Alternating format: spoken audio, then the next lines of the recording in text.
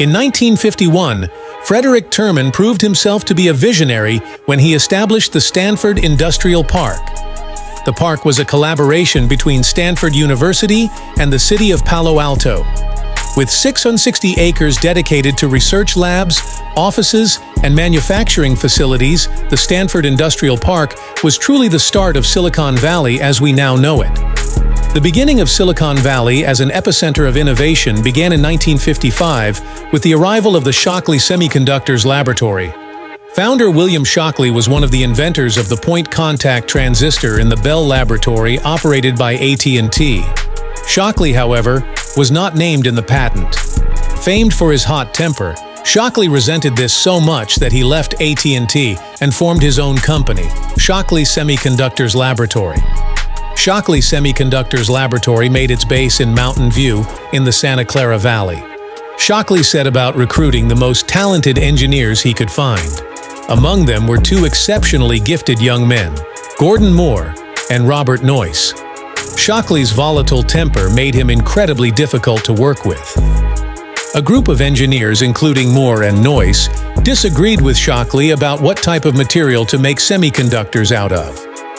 The group advocated for the more heat-resistant silicon, while Shockley was adamant that germanium was the better choice.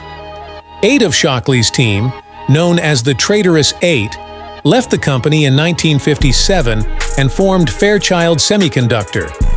In the late 1950s, saw the US and the USSR engaged in a heated race to see who could first develop the technology to put a human being on the moon. In a humiliating defeat for America, the USSR took an early lead in the space race with the launch of the Sputnik satellite.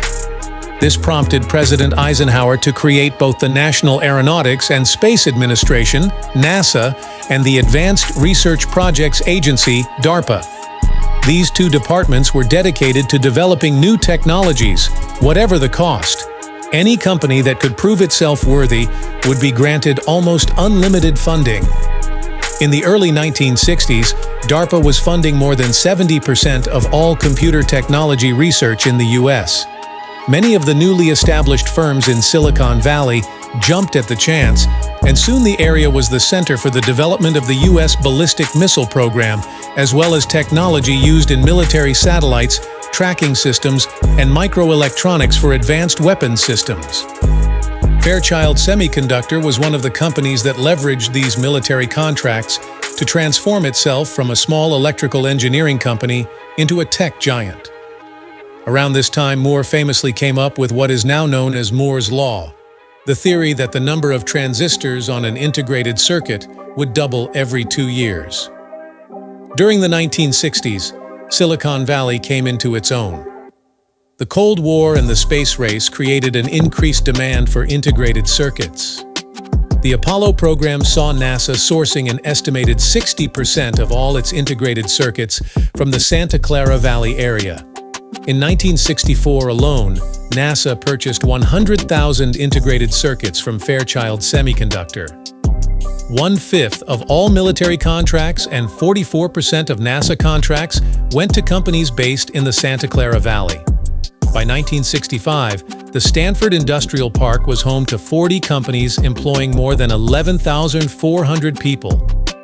The end of the 60s saw 2 milestones in computing history. In 1969, Stanford University established one of the 4 nodes used in the ARPANET. The ARPANET was an experimental computer network program funded by DARPA and formed the basis of what we now know as the Internet. Another revolutionary point was reached in 1968 when Robert Noyce and Gordon Moore left Fairchild Semiconductor to form Intel. Within 3 years, Intel would produce the world's first microprocessors, heralding an explosion of advances in technology that has continued unabated for more than 40 years.